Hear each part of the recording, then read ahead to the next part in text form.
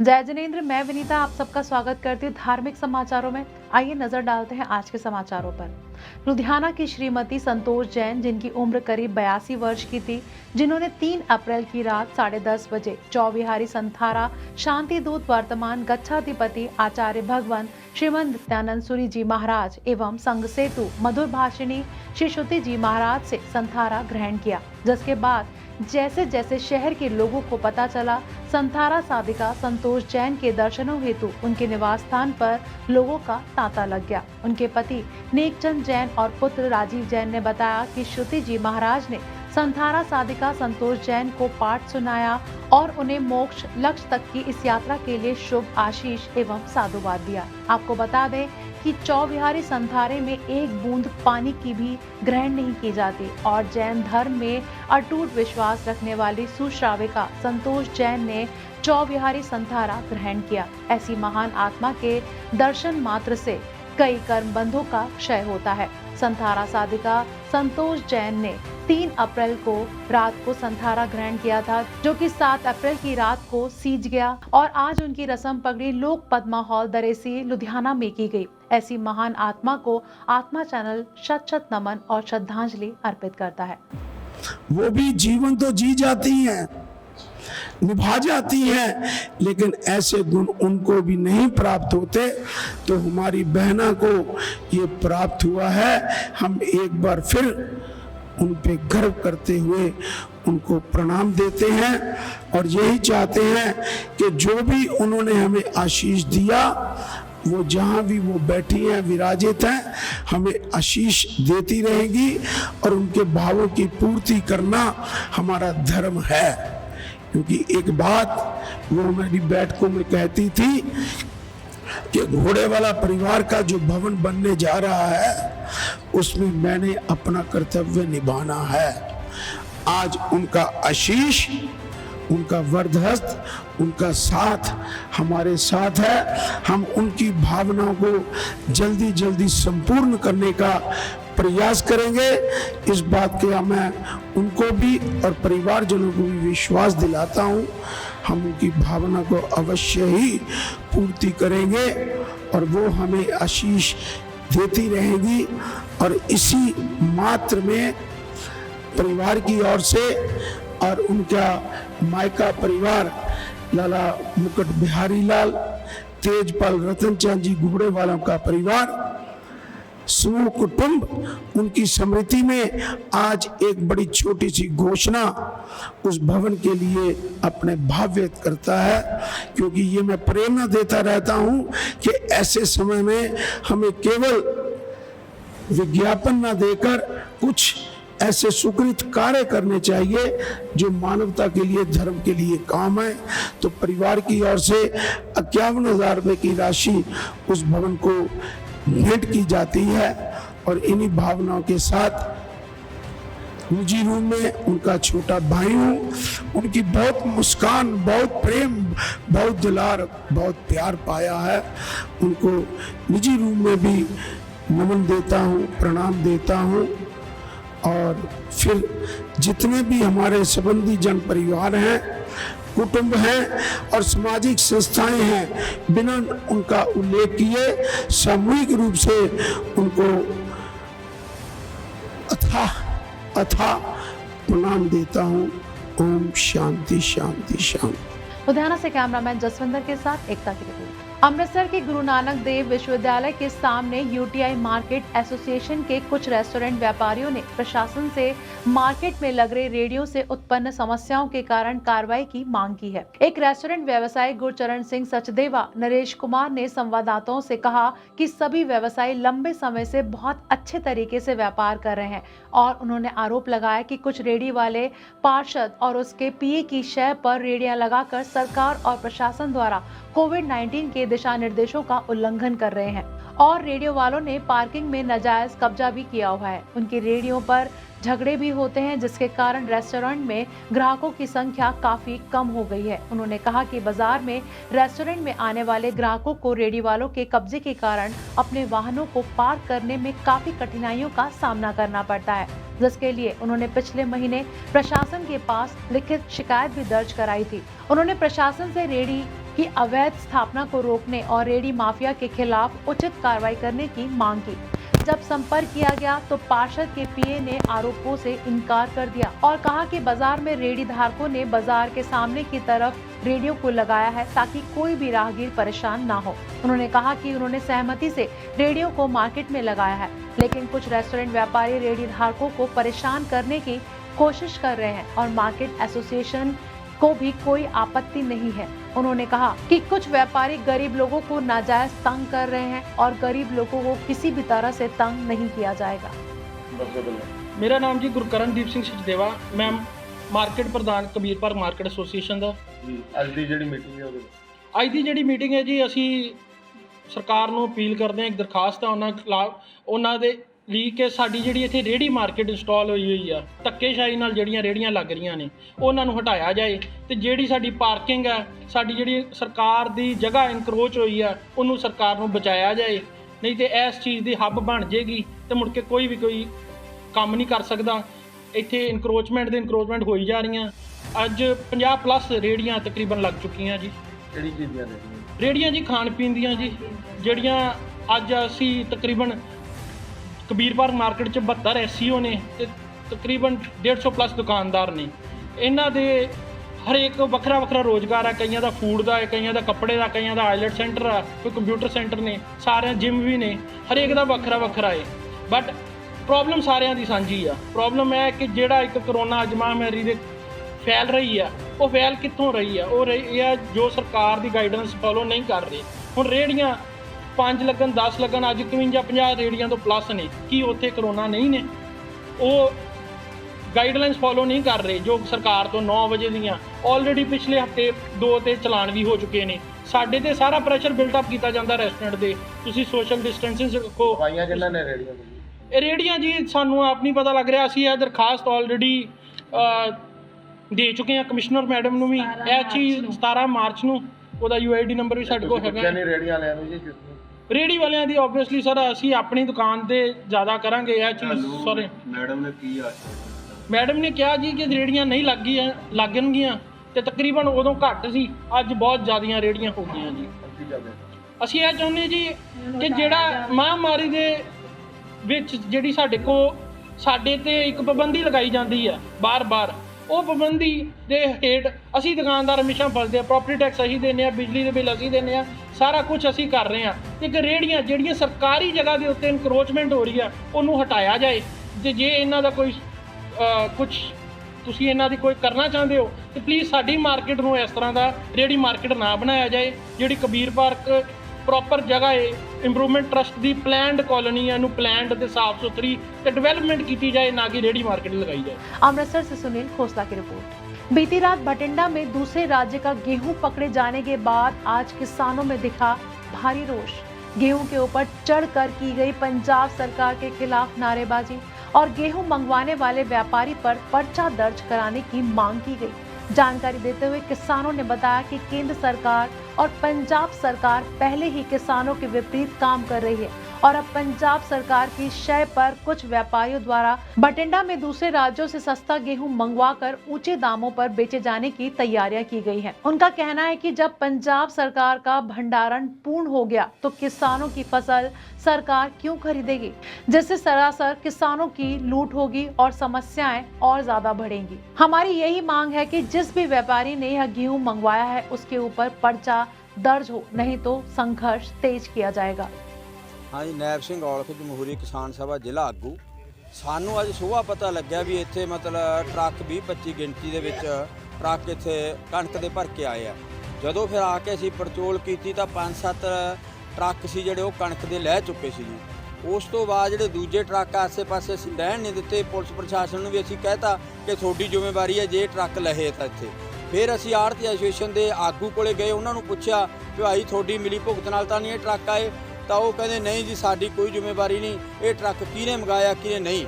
ਹੁਣ ਅਸੀਂ market committee ਕੋਲ ਜਾਂਦੇ ਆ, ਉਦੋਂ ਬਾਅਦ ਅਸੀਂ ਡੀਸੀ ਸਾਹਿਬ ਨਾਲ ਗੱਲ ਕਰਾਂਗੇ। ਤਾਂ ਜਿਹੜੇ ਇਹ ਕਣਕ ਲਹਾਈ ਆ ਜਿਹਨੇ ਇੱਥੇ ਲਿਆਂਦੀ ਆ, ਇਸ ਕਰਕੇ ਉਹਦੇ ਤੇ ਅਸੀਂ ਪਰਚਾ ਦਰਜ ਕਰਾਏ ਬਿਨਾਂ ਅਸੀਂ ਇੱਥੋਂ ਨਹੀਂ ਹੱਲਣਾ। ਤਾਂ ਇਸ ਕਰਕੇ ਜਿਹੜੀ ਕੇਂਦਰ ਸਰਕਾਰ ਹੈ, ਪਹਿਲਾਂ ਤਾਂ ਅਸੀਂ ਪੰਜਾਬ ਸਰਕਾਰ ਦੇ ਉੱਤੇ ਇਹ ਨਿਖੇਧੀ ਕਰਦੇ ਆ ਪੰਜਾਬ ਸਰਕਾਰ ਦੀ ਕਿ ਜਿਹਨੇ ਇਹ ਬਾਰਡਰ ਦੇ ਉੱਤੋਂ ਅੰਦਰ ਆਉਣ ਦਿੱਤੀ ਹੈ, ਇਹ ਜ਼ਿੰਮੇਵਾਰ ਆ ਪੰਜਾਬ ਸਰਕਾਰ। ਇਹਨਾਂ ਦੀ ਮਿਲੀ ਭੁਗਤ ਹੈ ਕੇਂਦਰ ਨਾਲ। ਤਾਂ ਕੇਂਦਰ ਸਰਕਾਰ ਆ ਜਿਹੜੀ ਇਹ ਆੜਤੀਆ ਐਸੋਸੀਏਸ਼ਨ ਨੂੰ ਤੇ ਜ਼ਿਮੀਂਦਾਰ ਨੂੰ ਆਪਸ ਵਿੱਚ ਪਾੜਨਾ ਚਾਹੁੰਦੀ ਹੈ, ਤਾਂ ਕਿ ਜਿਹੜੀ ਇਹ ਕਣਕ ਹੈ ਯੂਪੀ ਬਿਹਾਰ ਦੇ ਵਿੱਚੋਂ ਲਿਆ ਕੇ 1000 ਰੁਪਏ ਕੁਆਂਟਲ ਦੇ ਹਿਸਾਬ ਨਾਲ ਇੱਥੇ 1900 ਨੂੰ ਵੇਚਦੇ ਆ। ਇਸ ਕਰਕੇ ਸਾਡੇ ਮਤਲਬ ਸਾਡੀ ਕਣਕ ਹੈ ਜਿਹੜੀ ਇੱਥੇ ਅਨਾਜ ਰੁਲੂਗਾ ਸਾਡਾ ਇੰਨੀ ਮਹਿੰਗੀ ਕਿਸੇ ਨੇ ਲੈਣੀ। ਇਸ ਕਰਕੇ ਸਾਡੀ ਕਣਕ ਨੂੰ ਇੱਥੇ ਰੋਲਣ ਵਾਸਤੇ ਤੇ ਸਾਨੂੰ ਥੱਲੇ ਲਾਉਣ ਵਾਸਤੇ ਕੇਂਦਰ ਸਰਕਾਰ ਦੀ ਇਹ ਬਹੁਤ ਵੱਡੀ ਸਿਆਸਤ ਹੈ। ਤਾਂ ਇਸ ਦੀ ਅਸੀਂ ਨਿਖੇਧੀ ਕਰਦੇ ਹਾਂ। ਅਸੀਂ ਮੰਗ ਕਰਦੇ ਹਾਂ ਕਿ ਜਿਹੜੇ ਬੰਦੇ ਨੇ ਇਹ ਕਣਕ ਮੰਗਾਈ ਹੈ ਤੇ ਜਿੱਥੇ ਲਿਆਂਦੀ ਹੈ ਸਾਰੇ ਟਰੱਕ ਜ਼ਬਤ ਕਰਕੇ ਤਾਂ ਉਸ ਆੜਤੀਏ ਨੇ ਜਿਹੜੇ ਨੇ ਇਹ ਕਣਕ ਮੰਗਾਈ ਆ ਉਹਦੇ ਤੇ ਪਰਚਾ ਦਰਜ ਕਰੇ। ਇਹ ਸਾਡੇ 20 ਟਰੱਕ ਸਾਡੀ ਗਿਣਤੀ ਦੇ ਵਿੱਚ ਆ ਚੁੱਕੇ ਆ ਜੀ।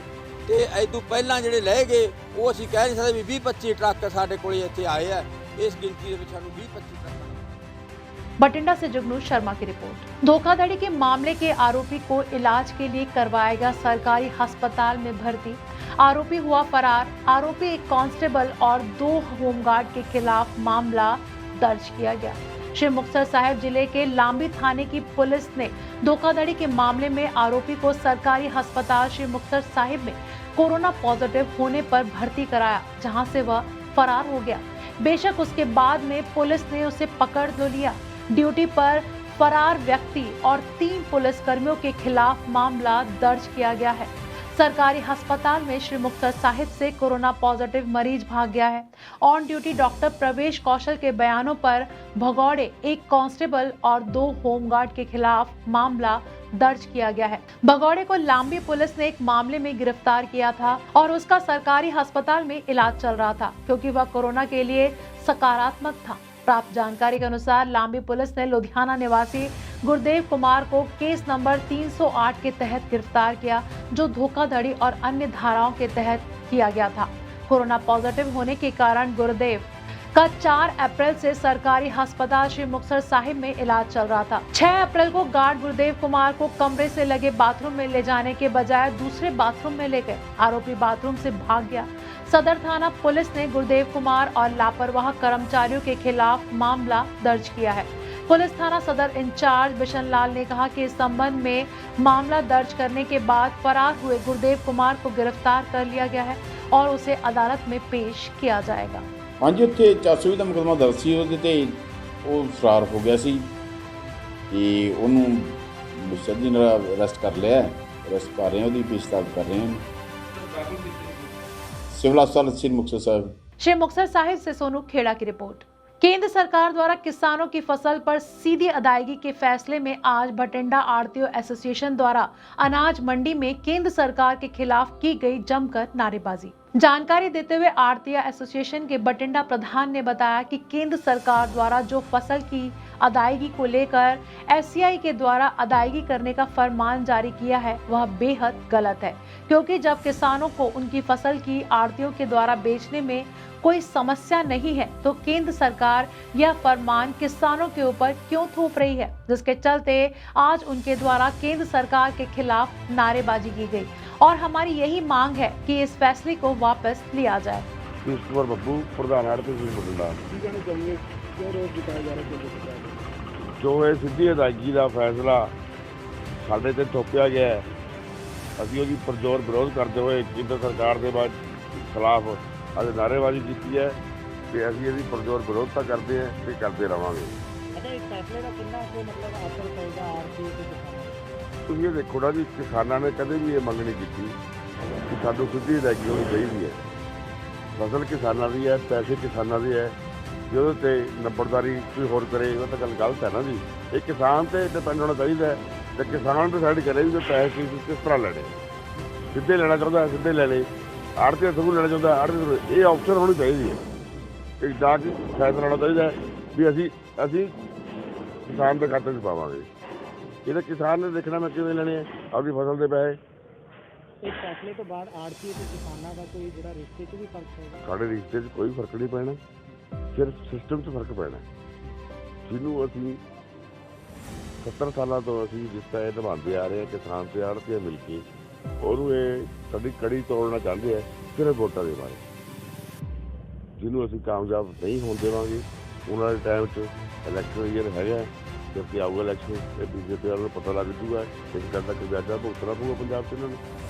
ਕੱਲ ਵੀ ਮੀਟਿੰਗ ਹੋਈ ਹੈ ਪੰਜਾਬ ਸਰਕਾਰ ਨਾਲ ਪੰਜਾਬ ਸਰਕਾਰ ਨਾਲ ਕੱਲ ਮੀਟਿੰਗ ਨਹੀਂ ਹੋਈ। ਕੱਲ ਜਿਹੜੀ ਮੀਟਿੰਗ ਹੋਈ ਸੀ ਉਹ ਪੰਜਾਬ ਦੇ 4 ਮੰਤਰੀ ਸਾਹਿਬਾਨ ਗਏ ਸੀ, Piyush Goyal food minister centre ਸਰਕਾਰ ਨਾਲ ਗੱਲਬਾਤ ਕਰਨ ਸਿੱਧੀ ਦਾਗੀ ਬਾਰੇ, ਜਿਹੜੀ ਉਹਨਾਂ ਨੇ ਰਿਫਿਊਜ਼ ਕਰ। ਉਹ ਤੇ ਅੱਜ ਮੰਥਨ ਕਰਨ ਵਾਸਤੇ ਪੰਜਾਬ ਦੇ ਆੜ੍ਹਤੀ ਦੇ ਸੀਐਮ ਸਾਹਿਬ ਤੇ 4 ਮਿਨਿਸਟਰ ਅੱਜ ਉਹ ਮੀਟਿੰਗ ਲੈ ਰਹੇ ਦੁਆਰਾ। ਉਹਦੇ ਵਿੱਚ ਕੋਈ ਬਦਲਣਾ ਰਸਤਾ ਜੇ ਕੋਈ ਰਸਤਾ ਹੋਇਆ ਤਾਂ ਨਿਕਲੂਗਾ, ਜੇ ਨਾ ਹੋਇਆ ਤਾਂ ਜਿਵੇਂ ਕੋਈ ਸਾਡੇ ਫੈਸਲਾ ਹੋਊਗਾ ਉਵੇਂ ਉਹ ਲਾਗੂ ਕੀਤਾ ਜਾਊਗਾ। ਅੱਛਾ, ਜੇ ਇਸੇ ਤਰ੍ਹਾਂ ਚੱਲਦਾ ਰਿਹਾ ਫੈਸਲਾ ਆ ਹੀ ਰਿਹਾ, ਫਿਰ ਅੱਗੇ ਕੋਈ ਤੁਹਾਡੀ ਪ੍ਰਦਰਸ਼ਨ ਦਾ ਕਰੋਗੇ ਤੁਸੀਂ ਸੰਘਰਸ਼? ਇਹ ਸ਼ਾਮ ਨੂੰ ਮੀਟਿੰਗ ਤੋਂ ਬਾਅਦ ਪਤਾ ਚੱਲੇਗਾ ਵੀ ਕੀ ਸੰਘਰਸ਼ ਬਾਰੇ ਸਾਡੇ ਸਟੇਟ ਦੇ ਪ੍ਰੈਜ਼ੀਡੈਂਟ ਜਿਹੜੇ ਉਹਨਾਂ ਨੇ ਕੀ ਫੈਸਲਾ ਕੀਤਾ ਹੈ ਕੀ ਨਹੀਂ ਕੀਤਾ। ਜਿਵੇਂ ਉਹਨਾਂ ਨੇ ਕੋਈ ਫੈਸਲਾ ਕੀਤਾ ਹੋਊਗਾ ਅਸੀਂ ਉਹਨੂੰ ਨਿਪਰੇ ਚਾੜਾਂਗੇ। बठिंडा से जगनूर शर्मा की रिपोर्ट। खन्ना पुलिस को मिली बड़ी सफलता। एसएसपी गुरशरण सिंह गरेवाल ने कहा कि एसपी मनप्रीत सिंह के नेतृत्व में खन्ना पुलिस ने 3 घंटे के लिए शहर को बंद कर दिया था। इस दौरान पुलिस ने 20 करोड़ रुपए मूल्य की 4 किलोग्राम हेरोइन के साथ 2 कार कब्जेदारों को गिरफ्तार किया। दोनों आरोपी मोगा जिले के निवासी हैं। आरोपी दिल्ली से हेरोइन ला रहे थे और खेप पहुंचाने वाले थे। गिरोह का सरगना तरनतारन जिले का निवासी है। पुलिस ने कहा जिसकी तलाश की जा रही है, जल्द ही पूरे गिरोह का पर्दाफाश किया जाएगा। उन्होंने कहा कि शहर की सीलिंग जारी रहेगी और ड्रग तस्करों पर शिकंजा कसा जाएगा। ਜਿਹੜਾ ਕਿ ਤੁਹਾਨੂੰ ਸਾਰੇ ਜਾਣਦੇ ਆ ਕਿ ਪੰਜਾਬ ਸਰਕਾਰ ਦੀ ਹਦਾਇਤਾਂ ਤੋਂ ਇੱਕ ਅਸੀਂ ਮੁਹਿੰਮ ਛੜੀ ਹੋਈ ਹੈ ਇਹਦੇ ਅਗੇਂਸਟ ਦਾ ਡਰੱਗਸ। ਉਹਦੇ ਤਹਿਤ ਕੱਲ ਅਸੀਂ ਇੱਕ ਸਿਟੀ ਸੀਲਿੰਗ ਕਰਾਈ ਸੀਗੀ, ਜਿਹੜੀ ਉਹ ਸੁਪਰਵਿਜ਼ਨ ਸੀਗੀ ਉਹ ਆਪਣੇ ਐਸਪੀ ਡੀ ਮਨਪ੍ਰੀਤ ਸਿੰਘ ਉਹਨਾਂ ਦੀ ਸੀਗੀ। ਸਿਟੀ ਸੀਲਿੰਗ ਦੇ ਵਿੱਚ ਸਾਰੇ ਡੀਐਸਪੀ ਐਸਐਚਓ ਸਾਰਿਆਂ ਦੇ ਨਾਕੇ ਲੱਗੇ ਹੋਏ ਸੀਗੇ। ਤੇ ਜਿਹੜਾ ਸਾਡਾ ਇੱਕ ਜੀਟੀ ਰੋਡ ਤੇ ਜਿਹੜਾ ਪਿਸਟਨ ਮਾਲ ਦੇ ਬਾਹਰ ਨਾਕਾ ਲੱਗਿਆ ਸੀ ਉਹ 'ਚ ਡੀਐਸਪੀ ਰਾਜਨ ਪਰਮਿੰਦਰ ਦੇ ਅੰਡਰ ਲੱਗਿਆ ਸੀਗਾ। ਉਹਦੇ ਵਿੱਚ ਨਾਰਕੋਟਿਕਸ ਦੀ ਜਿਹੜੀ ਨਾਕਾ ਟੀਮ ਸੀਗੀ ਤੇ ਨਾਲ ਹੀ ਸਾਡੇ ਜਿਹੜੇ ਆਪਣੇ ਐਸਐਚਓ ਸਦਰ ਸੀਗੇ ਉਹ ਉੱਥੇ ਨਾਕੇ ਤੇ ਖੜੇ ਸੀਗੇ। ਉਸੇ ਦੌਰਾਨ ਇੱਕ ਦਿੱਲੀ ਸਾਈਡ ਤੋਂ ਆਉਂਦੀ ਹੋਈ ਗੱਡੀ ਜਿਹਨੂੰ ਇਹਨਾਂ ਨੇ ਇੰਟਰਸੈਪਟ ਕੀਤਾ ਤੇ ਰੋਕਿਆ ਗਿਆ। ਉਹ ਤੇ ਪੁੱਛਗਿੱਛ ਕੀਤੀ ਗਈ ਤੇ ਉਹ 'ਚ ਸ਼ੱਕੀ ਜ਼ਾਹਿਰ ਹੋਈ ਤੇ ਇਹਨਾਂ ਨੇ ਉਹਦੀ ਤਲਾਸ਼ੀ ਲਿੱਤੀ ਤੇ ਤਲਾਸ਼ੀ ਦੇ ਵਿੱਚੋਂ ਇੱਕ ਬੈਗ ਮਿਲਿਆ ਤੇ ਬੈਗ ਦੇ ਵਿੱਚੋਂ ਜਦੋਂ ਦੇਖਿਆ ਉਹਦੇ 'ਚ 4 ਕਿਲੋ ਹੈਰਨ ਜਿਹੜੀ ਬਰਾਮਦ ਹੋਈ ਹੈ, ਜਿਹੜੀ ਬਹੁਤ ਵੱਡੀ ਮੇਜਰ ਜਿਹੜੀ ਸਫਲਤਾ ਮਿਲੀ ਹੈਗੀ ਹੈ। ਸਰ ਇਹ ਜਿਹੜੇ ਬੰਦੇ ਤਸਕਰ ਸੀ ਜਾਂ ਕਿਸ ਤਰੀਕੇ ਨਾਲ ਅੱਗੇ ਸਪਲਾਈ ਕਰਦੇ? ਦੇਖੋ ਜੀ, ਜਿਹੜਾ ਹੁਣ ਦੀ ਜਿਹੜੀ ਪੁੱਛਗਿੱਛ ਆਈ ਹੈ ਇਹਨਾਂ ਦਾ ਨਾਮ ਹੈਗਾ ਇੱਕ ਭੁਪਿੰਦਰ ਸਿੰਘ ਹੈ, ਇੱਕ ਬਲਵਿੰਦਰ ਸਿੰਘ ਹੈ। ਦੋਨੋਂ ਹੀ ਮੋਗੇ ਦੇ ਰਹਿਣ ਵਾਲੇ ਹੈਗੇ ਆ। ਜਿਹੜੀ ਹੁਣ ਤੱਕ ਜਿਹੜੀ ਇਨੀਸ਼ੀਅਲ ਜਿਹੜੀ ਪੁੱਛਗਿੱਛ ਆਈ ਹੈ ਉਹਦੇ ਵਿੱਚ ਤਾਂ ਹੈਗਾ ਕਿ ਐਜ਼ ਏ ਕੋਰੀਅਰ ਕੰਮ ਕਰ ਰਹੇ ਸੀਗੇ। ਇਹਨਾਂ ਦੇ ਜਿਹੜਾ ਮੇਨ ਸਰਗਨਾ ਜਿਹੜਾ ਹੈਗਾ ਜਿਹਨੇ ਇਹਨਾਂ ਨੂੰ ਭੇਜਿਆ ਸੀਗਾ ਉਹ ਬੰਦਾ ਤਰਨਤਾਰਨ ਦਾ ਹੈਗਾ। ਉਹ ਅਸੀਂ ਅੱਗੇ ਫਰਦਰ ਇਨਵੈਸਟੀਗੇਸ਼ਨ ਕਰ ਰਹੇ ਹੈਗੇ ਆ। ਉਹਦੇ ਵਿੱਚ ਅਸੀਂ ਹੁਣ ਫਿਲਹਾਲ ਤਾਂ ਉਹਦਾ ਨਾਮ ਨਹੀਂ ਦੱਸ ਸਕਦੇ ਕਿਉਂਕਿ ਉਹਦੇ ਇਨਵੈਸਟੀਗੇਸ਼ਨ ਚੱਲ ਰਹੀ ਹੈਗੀ ਆ। ਤੇ ਮੇਨ ਕੰਮ ਉਹਦਾ ਹੀ ਸੀਗਾ ਕਿ ਜਿਹੜਾ ਉੱਥੋਂ ਲਿਆ ਕੇ ਇਹਨਾਂ ਨੂੰ ਭੇਜਿਆ ਸੀ ਦਿੱਲੀੋਂ ਆਇਆ। ਉਹਨਾਂ ਦੇ ਕਹੇ ਤੇ ਇਹਨਾਂ ਨੇ ਇੱਕ ਬੰਦੇ ਤੋਂ ਇਹਨਾਂ ਨੇ ਉਹ ਜਿਹੜੀ ਹੈਗੀ ਡਿਲੀਵਰੀ ਲਿੱਤੀ ਹੈਗੀ ਆ ਤੇ ਅੱਗੇ ਜਾ ਕੇ ਇਹਨਾਂ ਨੇ ਕੁਝ ਪੈਸੇ ਚੰਦ ਪੈਸਿਆਂ ਲਈ ਕੰਮ ਕੀਤਾ ਤੇ ਅੱਗੇ ਜਾ ਕੇ ਇਸ ਚੀਜ਼ ਦੀ ਇਹਨਾਂ ਨੇ ਡਿਲੀਵਰੀ ਦੇਣੀ ਸੀਗੀ। ਸਰ ਨਾਕਾ ਐਗਰੀਬਿਸ਼ਨ ਤੇ ਲੱਗੇ ਜਾਂ ਰੂਟੀਨ ਦਾ ਨਾਕਾ ਸੀ? ਨਹੀਂ, ਦੇਖੋ ਤਾਂ ਤੁਹਾਨੂੰ ਦੱਸਿਆ ਕਿ ਜਿਹੜੀ ਆਹ ਪੰਜਾਬ ਸਰਕਾਰ ਵੱਲੋਂ ਜਿਹੜਾ ਡਰੱਗਸ ਦੇ ਖਿਲਾਫ ਜਿਹੜੀ ਅਸੀਂ ਮੁਹਿੰਮ ਛੜੀ ਹੋਈ ਆ ਉਸ ਦੇ ਵਿੱਚ ਹੀ ਰੂਟੀਨ ਦੇ ਵਿੱਚ ਹੀ ਅਸੀਂ ਇੱਕ ਆਪਣਾ ਸਿਟੀ ਸੀਲਿੰਗ ਸ਼ੁਰੂ ਕੀਤੀ ਸੀਗੀ। ਉਹਦੇ ਵਿੱਚ ਹੀ ਆਹ ਰੂਟੀਨ ਦੇ ਨਾਕੇ ਦੇ ਵਿੱਚ ਹੀ ਆਹ ਅਚਨਚੇਤੀ ਆਹ ਜਿਹੜੀ ਗੱਡੀ ਹੈਗੀ ਆ ਇੰਟਰਸੈਪਟ ਕਰਕੇ ਉਹਦੇ ਵਿੱਚੋਂ ਰਿਕਵਰੀ ਹੋਈ ਹੈ। ਇਹਨਾਂ ਤੋਂ ਪਹਿਲਾਂ ਵੀ ਕੋਈ ਮਾਮਲੇ ਦਰਜ ਸਰ ਇਦਾਂ ਦੇ? ਨਹੀਂ, ਫਿਲਹਾਲ ਤਾਂ ਸਾਨੂੰ ਅਜੇ ਤੱਕ ਕੋਈ ਇਹਨਾਂ ਦਾ ਮਾਮਲਾ ਆ ਮੁੰਡਿਆਂ ਦੇ ਉੱਤੇ ਨਜ਼ਰ ਨਹੀਂ ਆਇਆ। ਸਰ ਇਹਨਾਂ ਦੀ ਜਿਹੜੀ ਡਰੱਗ ਪਕੜੀ ਗਈ ਹੈ ਇਹਦੀ ਕੋਈ ਕੀਮਤ ਕਿੰਨੀ ਹੋ ਸਕਦੀ ਹੈ ਅਪਰੋਕਸੀਮੇਟ? ਤਕਰੀਬਨ ਜੀ ਦੇਖੋ 4 ਕਿਲੋ ਹੈਗੀ ਆ 20 ਆਪਣੇ ਤਕਰੀਬਨ 20 ਕਰੋੜ ਬਣਦੀ ਹੈ। 5 ਕਰੋੜ ਪਰ ਕੇਜੀ ਦੇ ਹਿਸਾਬ ਨਾਲ ਇੰਟਰਨੈਸ਼ਨਲ ਮਾਰਕੀਟ ਦੇ ਹਿਸਾਬ ਨਾਲ ਇਹਦੀ ਕੀਮਤ ਹੈਗੀ ਆ ਤਕਰੀਬਨ 20 ਕਰੋੜ ਦੀ ਕੀਮਤ ਹੈਗੀ ਆ ਆਹ ਜਿਹੜੀ ਹੈਰਨ ਦੀ। ਤੇ ਇਹਨਾਂ ਨੇ ਦੱਸਿਆ ਵੀ ਕਿਉਂ ਕੰਮ ਕਰਦੇ ਸੀ, ਕਿੰਨੀ ਦੇਰ ਤੋਂ ਕਰ ਰਹੇ ਸੀ? ਨਹੀਂ, ਹੁਣ ਤਾਂ ਜਿਹੜੀ ਹੁਣ ਤੱਕ ਇਨਵੈਸਟੀਗੇਸ਼ਨ ਚਾਹੀ ਹੈ ਕਿ ਆ ਫਸਟ ਟਾਈਮ ਗਏ ਸੀਗੇ। ਬਾਕੀ ਇਨਵੈਸਟੀਗੇਸ਼ਨ ਜਾਰੀ ਹੈਗੀ ਹੈ। ਉਹਦੇ ਬਾਅਦ ਚੱਲੇਗਾ ਕਿ ਪਹਿਲਾ ਗੇੜਾ ਹੈ ਕਿ ਦੂਜਾ ਗੇੜਾ ਇਹਨਾਂ ਦਾ ਹੈਗਾ, ਤੀਜਾ ਗੇੜਾ ਹੈਗਾ। ਆ ਕਹਿ ਰਹੇ ਕਿ ਸਾਡੀ ਜਿਹੜੀ ਮਾਲੀ ਹਾਲਤ ਬਹੁਤ ਮਾੜੀ ਸੀਗੀ ਤੇ ਸਾਨੂੰ ਲਾਲਚ 'ਚ ਆ ਕੇ ਅਸੀਂ ਆਹ ਕੰਮ ਕੀਤਾ। ਜਿਹੜਾ ਵੀ ਕੋਈ ਤਰ੍ਹਾਂ ਦਾ ਬੰਦਾ ਸੀ ਉਹਨਾਂ ਨੇ ਇਹਨਾਂ ਨੂੰ ਭੇਜਿਆ, ਇਹਨਾਂ ਦੇ ਕਿਸੇ ਕੰਟੈਕਟ ਵਿੱਚ ਆਇਆ ਸੀ ਤੇ ਤਾਂ ਜਾ ਕੇ ਅਸੀਂ ਦਿੱਲੀੋਂ ਲੈ ਕੇ ਉਹਨੂੰ ਸਪਲਾਈ ਕਰਨੀ ਸੀ ਇਹਨਾਂ ਨੇ। ਸਰ ਪਹਿਲਾਂ ਵੀ ਇਹਦੀ ਬੈਕਗਰਾਉਂਡ ਨਹੀਂ ਫਿਲਹਾਲ ਸਾਨੂੰ ਇਹਨਾਂ ਦੀ ਕੋਈ ਬੈਕਗ੍ਰਾਉਂਡ ਹੈਗੀ ਹੈ, ਉਹਦੇ ਵਿੱਚ ਕੋਈ ਕ੍ਰਿਮੀਨਲ ਕੇਸ ਇਹਨਾਂ ਦੇ ਅਗੇਂਸਟ ਨਹੀਂ ਪਾਇਆ ਗਿਆ, ਬਟ ਤੁਹਾਨੂੰ ਦੱਸਿਆ ਕਿ ਇਨੀਸ਼ੀਅਲ ਸਟੇਜ ਹੈਗੀ ਹੈ, ਇਨਵੈਸਟੀਗੇਸ਼ਨ ਜਾਰੀ ਹੈ, ਉਹਦੇ ਵਿੱਚ ਸ਼ਾਇਦ ਕੋਈ ਨਵੀਂ ਚੀਜ਼ ਕੋਈ ਆ सकती है। खन्ना से प्रज्योत भट्टी की रिपोर्ट। आंदोलन में लोगों को लामबंद करने को लेकर पंजाब में किसान महासभाओं का सिलसिला जारी है। इस लड़ी के तहत बटाला की अनाज मंडी में किसान जत्थेबंदियों की तरफ से किसान मजदूर व्यापारियों द्वारा महासभा करवाई गई। इस महासभा में नामवर किसानी नेताओं ने शमूलियत की। यहीं पंजाब के नामवर पंजाबी गायकों समेत हजारों की तादाद में किसान और किसान बीवियों के द्वारा शमूलियत की गई। देखो पत्थर बेशक आखिरी चोट नाल टुटदा है, पर ਜਿਹੜੀ ਪਹਿਲੇ ਵਾਲੀਆਂ ਚੋਟਾਂ ਨੇ, ਪਹਿਲੇ ਵਾਲੀਆਂ ਸੱਟਾਂ ਨੇ ਉਹ ਬੇਕਾਰ ਨਹੀਂ ਜਾਂਦੀਆਂ, ਉਹਨੂੰ ਕਮਜ਼ੋਰ ਕਰਦੀਆਂ ਤੇ ਇਸੇ ਤਰ੍ਹਾਂ ਮੋਦੀ ਬੇਸ਼ੱਕ 4 ਮਹੀਨੇ ਤੋਂ ਨਹੀਂ ਮੰਨਿਆ, ਪਰ ਜਿਹੜੀ ਸੱਟਾਂ ਅਸੀਂ ਉਹਨੂੰ ਮਾਰ ਰਹੇ ਆ ਜਨ ਸਭਾਵਾਂ ਦੇ ਜ਼ਰੀਏ ਪ੍ਰਦਰਸ਼ਨ ਕਰਕੇ, ਸੜਕਾਂ ਰੋਕ ਕੇ, ਮੁਕੱਦਮੇ ਝੇਲ ਕੇ, ਜਿਹੜੇ ਵੀ ਹੈ ਉਹ ਸੱਟਾਂ ਉਹਨੂੰ ਕਮਜ਼ੋਰ ਕਰ ਰਹੀਆਂ। ਤੇ ਤੁਸੀਂ ਦੇਖ ਰਹੇ ਹੋ ਜਿਹੜੀ 6 ਮਹੀਨੇ ਪਹਿਲਾਂ ਬੀਜੇਪੀ ਦੀ ਹਾਲਤ ਸੀ ਅੱਜ ਉਹ ਨਹੀਂ ਰਹੀ, ਅੱਜ ਉਸ ਤੋਂ ਉਹਦੀ ਹਾਲਤ ਕਮਜ਼ੋਰ ਹੋ ਗਈ ਹੈ। ਟੁੱਟੇਗੀ, ਜ਼ਰੂਰ ਟੁੱਟੇਗੀ। ਉਹ ਹਾਲ ਹੋਏਗਾ ਕਿਉਂਕਿ ਰਾਜ ਹੱਠ ਹੈ ਜਿਹੜਾ ਦੁਰਯੋਧਨ ਦਾ ਹੋਇਆ ਸੀ, ਪਰਿਵਾਰ ਵੀ ਗਿਆ ਤੇ ਰਾਜ ਵੀ ਗਿਆ। ਜਿਹੜਾ ਰਾਵਣ ਦਾ ਹੋਇਆ ਸੀ, ਪਰਿਵਾਰ ਵੀ ਗਿਆ ਤੇ ਰਾਜ ਵੀ ਗਿਆ। ਰਾਜ ਹੱਠ ਜਿਹੜਾ ਹੈ ਉਹ ਨਾ ਜਨਤਾ ਵਾਸਤੇ ਠੀਕ ਹੁੰਦਾ, ਨਾ ਦੇਸ਼ ਵਾਸਤੇ ਠੀਕ ਹੁੰਦਾ, ਨਾ ਉਹਨਾਂ ਦੇ ਆਪਣੇ ਵਾਸਤੇ ਠੀਕ ਹੁੰਦਾ। ਅਸੀਂ ਤਾਂ ਸਗੋਂ ਕਈ ਵਾਰੀ ਇਹਨਾਂ ਬੋਲ ਲਿਆ ਵੀ ਜਿਹੜੇ RSS ਵਾਲੇ ਨੇ ਇਹ ਰਾਜ ਤੇ ਐਕਚੁਅਲੀ ਉਹਨਾਂ ਨੇ ਲਿਆਂਦਾ ਹੋਇਆ ਹੈ ਤੇ ਇਹ ਸੱਤਿਆਨਾਸ਼ ਕਰਨ ਲੱਗਿਆ ਉਹਨਾਂ ਦੇ ਲਿਆਂਦੇ ਰਾਜ ਦਾ। ਇਹਨੂੰ ਚੰਗਾ ਪਹਿਲਾਂ ਹੀ ਬਦਲ ਦਿਓ, ਚੰਗਾ ਇਹਨੂੰ ਪਹਿਲਾਂ ਹੀ ਹਟਾ ਦਿਓ, ਕਿਉਂਕਿ RSS ਦੀ ਜਿਹੜੀ ਨੀਤੀ ਹੈ ਉਹ ਵੀ ਦੇਸ਼ ਵੇਚਣ ਦੀ ਨਹੀਂ ਹੋ ਸਕਦੀ। ਧਾਰਮਿਕ ਨੀਤੀ ਹੋ ਸਕਦੀ ਹੈ ਪਰ ਦੇਸ਼ ਵੇਚਣ ਦੀ ਨੀਤੀ ਨਹੀਂ। ਇਹ ਤਾਂ ਦੇਸ਼ ਨੂੰ ਵੇਚ ਰਿਹਾ। ਇਹ ਤਾਂ ਫਿਰ ਜਿਹੜਾ ਹਾਲ ਚੱਲ ਰਿਹਾ ਦੇਸ਼ ਦੇ ਵਿੱਚ, ਸਾਰਾ ਦੇਸ਼ ਚੰਦ ਸਾਲਾਂ 'ਚ ਕਾਰਪੋਰੇਟ ਦਾ ਹੀ ਹੋ ਜਾਏਗਾ। ਜਨਤਾ ਦੇ ਕੀ ਬਚਿਆ ਇੱਥੇ? ਕੀ ਸਮਝਦੇ ਹੋ ਕਿਉਂਕਿ ਨਵੀਆਂ ਪਾਲਿਸੀਆਂ ਦੇ ਤਹਿਤ, ਚਾਹੇ ਉਹ FCI ਦੇ ਤਹਿਤ ਲਿਆਂਦੀਆਂ ਗਈਆਂ ਹੁਣ ਪਾਲਿਸੀਆਂ, ਜਾਂ ਫਿਰ ਕਿਸਾਨੀ ਅਤੇ ਆੜ੍ਹਤੀ ਦੇ ਰਿਸ਼ਤੇ ਨੂੰ ਤੋੜਨ ਦੀਆਂ ਗੱਲਾਂ ਕੀਤੀਆਂ ਜਾ ਰਹੀਆਂ ਨੇ, ਕਿਹਾ ਜਾ ਰਿਹਾ ਕਿ ਫਾਇਦਾ ਦਿੱਤਾ ਜਾਵੇ, ਕਿ ਕੀ ਸਮਝਦੇ ਹੋ ਇਸ ਤਰੀਕੇ ਦੀਆਂ ਜਿਹੜੀਆਂ ਪਾਲਿਸੀਆਂ ਲਿਆਂਦੀ ਜਾ ਰਹੀਆਂ ਉਹ ਬੁਖਲਾਹਟ ਹੈ ਜਾਂ ਫਿਰ ਕਿਸਾਨੀ ਅੰਦੋਲਨ ਨੂੰ ਦੱਬਣ ਦੀ ਕੋਸ਼ਿਸ਼ ਹੈ? ਨਹੀਂ, ਇਹ ਕਿਸਾਨੀ ਅੰਦੋਲਨ ਨੂੰ ਦੱਬਣ ਦੀ ਵੀ ਹੈ। ਇਹ ਜਿਹੜੇ ਆਪਣੇ ਮਿੱਤਰ ਨੇ, ਜਿਹੜੇ ਆਪਣੇ ਇਹਦੇ ਅੰਬਾਨੀ ਅਡਾਨੀ ਨੇ, ਉਹਨਾਂ ਨੂੰ ਵੇਚਣ ਦਾ ਐਕਚੁਅਲੀ ਹੈ ਕੀ? ਐਕਚੁਅਲੀ ਰਾਜਨੀਤਿਕ ਪਾਰਟੀਆਂ ਦਾ ਰਾਜ ਨਹੀਂ ਰਿਹਾ। ਰਾਜਨੀਤਿਕ ਪਾਰਟੀਆਂ ਦੇ ਵਿੱਚ ਕਾਰਪੋਰੇਟ ਇੰਟਰ ਕਰ ਗਿਆ। ਪਹਿਲਾਂ ਰਾਜਨੀਤੀ ਪਾਰਟੀ ਹੋਰ ਹੁੰਦੀ ਸੀ, ਕਾਰਪੋਰੇਟ ਹੋਰ ਹੁੰਦਾ ਸੀ। ਹੁਣ ਉਹੀ ਕਾਰਪੋਰੇਟ ਹੈ, ਉਹੀ ਰਾਜਨੀਤੀ ਹੈ। ਤੁਸੀਂ ਦੇਖੋ ਅੱਜ ਦੇ ਟਾਈਮ 'ਚ ਅੱਧੇ ਜਿਹੜੇ ਰਾਜ ਸਭਾ ਦੇ ਮੈਂਬਰ ਨੇ ਕੰਪਨੀਆਂ ਦੇ ਮਾਲਕ ਨੇ। ਜੇ ਕੰਪਨੀਆਂ ਦੇ ਮਾਲਕ ਰਾਜ ਸਭਾ ਦੇ ਮੈਂਬਰ ਨੇ, ਫਿਰ ਕਾਨੂੰਨ ਕਿਹਦੇ ਪੱਖ 'ਚ ਬਣਨਗੇ? ਉਹਨਾਂ ਦੇ ਪੱਖ 'ਚ ਬਣਨਗੇ। ਜਿਹੜਾ ਨਾ ਮੰਨੇ ਉਹਨੂੰ 5 ਕਰੋੜ ਦੇ ਦੇਣਗੇ ਤਾਂ ਮੰਨ ਜਾਏਗਾ। ਤੇ ਇਸ ਕਰਕੇ ਸਾਡੀ ਗੱਲ ਕੋਈ ਕਹਿਣ ਨਾਲ ਉੱਥੇ ਬਚਿਆ ਨਹੀਂ, ਕਿਉਂਕਿ ਹਰ ਬੰਦੇ ਨੂੰ ਜਾਂ ਤਾਂ ਸੱਤਾ ਚਾਹੀਦੀ ਹੈ, ਪੈਸਾ ਚਾਹੀਦਾ ਹੈ। ਕੇਂਦਰੀ ਮੰਤਰੀ ਹਰਸ਼ਵਰਧਨ ਨੇ ਇੱਕ ਫਿਰ ਨਿਸ਼ਾਨਾ ਸਾਧਿਆ ਕਿਸਾਨਾਂ ਤੇ ਕਿ ਪੰਜਾਬ ਦੇ ਵਿੱਚ ਜਿਹੜਾ 80% ਕਰੋਨਾ ਫੈਲਦਾ ਦਿਖਾਈ ਦੇ ਰਿਹਾ, ਉਹ ਕਿਤਨਾ ਕਿਤੇ ਕਿਸਾਨੀ ਸਭਾਵਾਂ ਕਰਕੇ ਜਾਂ ਕਿਸਾਨੀ ਅੰਦੋਲਨ ਉਹਦੇ ਕਰਕੇ ਜ਼ਿੰਮੇਵਾਰੀ। ਮੈਂ ਕਹਿੰਦਾ ਕਰੋਨਾ ਨਾਂ ਦੀ ਕੋਈ ਚੀਜ਼ ਹੀ ਨਹੀਂ ਹੈ। ਕਰੋਨਾ ਪੈਦਾ ਹੀ ਨਹੀਂ ਹੋਇਆ। ਕਰੋਨਾ ਜਿਹੜਾ ਹੈ ਇੱਕ ਵਰਲਡ ਲੈਵਲ ਦਾ ਮਹਾ ਘੁਟਾਲਾ ਹੈ। ਕਈ ਬੰਦੇ ਇਹਦਾ ਖੋਲ ਚੁੱਕੇ ਨੇ ਘੁਟਾਲਾ, ਵਰਲਡ ਲੈਵਲ ਦਾ ਮਹਾ ਘੁਟਾਲਾ ਹੈ ਤੇ ਕੋਈ ਕਰੋਨਾ ਨਾਂ ਦੀ ਚੀਜ਼ ਨਹੀਂ ਹੈ। ਕਰੋਨਾ ਨਾਂ ਦੇ ਨਾਂ ਤੋਂ ਕੇਵਲ ਅੰਦੋਲਨ ਨੂੰ ਦਬਾਉਣ ਦੀ ਕੋਸ਼ਿਸ਼ ਕਰ ਰਹੇ ਨੇ। ਇਹ ਜਦੋਂ ਕਹਿੰਦੇ ਸੀ ਬੜਾ ਕਰੋਨਾ ਚੋਟੀ ਦੇ, ਅਸੀਂ ਉਦੋਂ ਰੈਲੀਆਂ ਕੀਤੀਆਂ, ਅਸੀਂ ਹੁਣ ਵੀ ਰੈਲੀਆਂ ਕਰ ਰਹੇ ਹਾਂ, ਸਾਰੇ ਸਟੇਟਾਂ 'ਚ ਕਰ ਰਹੇ ਹਾਂ। ਅਸੀਂ ਜੱਫੀਆਂ ਪਾ ਕੇ ਲੋਕਾਂ ਨੂੰ ਮਿਲਦੇ ਹਾਂ। ਸਾਨੂੰ ਤੇ ਕਰੋਨਾ ਨਹੀਂ ਹੋਇਆ। ਦੱਸੋ ਕਰੋਨਾ ਹੈ ਕਿੱਥੇ? ਕਰੋਨਾ ਨਾਂ ਦੀ ਕੋਈ ਚੀਜ਼ ਨਹੀਂ ਹੈ। ਕਰੋਨਾ ਖਾਲੀ ਫਰਾਡ ਹੈ। ਕਰੋਨਾ ਉੱਥੇ ਆਉਂਦਾ ਹੈ ਜਿੱਥੇ ਅੰਦੋਲਨ ਹੋਏ, ਕਰੋਨਾ ਉੱਥੋਂ ਭੱਜ ਜਾਂਦਾ ਹੈ ਜਿੱਥੇ ਮੋਦੀ ਦਾ ਇਲੈਕਸ਼ਨ ਹੋਏ ਜਾਂ ਮੋਦੀ ਦਾ ਸਭਾ ਹੋਵੇ। ਸਰਕਾਰਾਂ ਦੇ ਵੱਲੋਂ ਕੱਲ੍ਹ ਨਵੀਆਂ ਹਦਾਇਤਾਂ ਜਾਰੀ ਕਰ ਦਿੱਤੀਆਂ ਕਿ ਸਿਆਸੀ ਰੈਲੀਆਂ ਜਾਂ ਦੂਸਰੀਆਂ ਰੈਲੀਆਂ ਕੋਈ ਵੀ ਨਹੀਂ ਹੋਣਗੀਆਂ। ਅਗਰ ਹੋਣਗੀਆਂ ਤੇ ਉਸ ਰੈਲੀ ਦੇ ਆਗੂਆਂ ਤੇ ਕੇਸ ਦਰਜ ਹੋਣਗੇ। ਅਗਰ ਬਟਾਲੇ ਦੇ ਵਿੱਚ ਗੁਰਨਾਮ ਸਿੰਘ ਝੜੂੜੀ ਤੇ ਕੇਸ ਦਰਜ ਹੋ ਜਾਂਦਾ ਤੇ ਫਿਰ ਕੀ ਰਹੇ? ਮੈਂ ਰੈਲੀ ਕਰਕੇ ਚੱਲਿਆ, ਫੜ ਲੈਣ ਮੇਰੇ ਨਾਲ ਫੌਜ ਤੇ ਨਹੀਂ ਹੈ ਨਾ। ਫੜ ਲੈਣ, ਹੁਣ ਫੜ ਲੈਣ ਜੇ ਹੈ ਹਿੰਮਤ ਇਹਨਾਂ 'ਚ ਕਰ ਲੈਣ ਮੁਕੱਦਮੇ ਦਰਜ ਨਹੀਂ ਕਰਦੇ। 35-40 ਪਹਿਲਾਂ ਹੋਏ ਨੇ, ਹੋਰ ਹੋ ਜਾਣਗੇ ਜਿਹੜੇ ਹੋਣਗੇ। ਇਹ ਮੁਕੱਦਮੇ ਤੋਂ ਕੋਈ ਡਰਦੇ ਨਾ ਡਰ ਕੇ ਅੰਦੋਲਨ ਹੁੰਦਾ ਹੈ। ਸਾਡਾ ਖੁੱਲਾ ਚੱਲੇ ਜਾਏ, ਜੇ ਜੋ ਕਰਨਾ ਕਰ ਲੈ ਸਰਕਾਰ। ਆਪਾਂ ਕਰਤੀ ਰੈਲੀ ਕਰ ਲੈਣ, ਕੀ ਕਰਦੇ? ਕਦੋਂ ਤੱਕ ਫਿਰ ਅੰਦੋਲਨ ਜਾਰੀ ਰਹੇਗਾ? ਕਿਉਂਕਿ ਜਿੱਤ ਤੇ ਹਾਲੇ ਦਿਖਾਈ ਨਹੀਂ ਦੇ ਰਹੀ, ਹਾਰ ਵੀ ਦਿਖਾਈ ਨਹੀਂ ਦੇ ਰਹੀ। ਜੇ ਜਿੱਤ ਦਿਖਾਈ ਨਹੀਂ ਦੇ ਰਹੀ ਤੇ ਹਾਰ ਵੀ ਦਿਖਾਈ ਨਹੀਂ ਦੇ ਰਹੀ। ਅਸੀਂ ਮੋਰਚੇ ਡਟੇ ਹੋਏ, ਆਖਰੀ ਸਾਹ तक लड़ाएंगे। गुरदासपुर से जितेंद्र कुंडल की रिपोर्ट। आज के समाचार बस यहीं तक। मैं विनीता कल फिर हाजिर होंगी कुछ और धार्मिक और सामाजिक समाचारों के साथ। तब तक आप बने रहिए आत्मा चैनल के साथ। जय जिनेंद्र।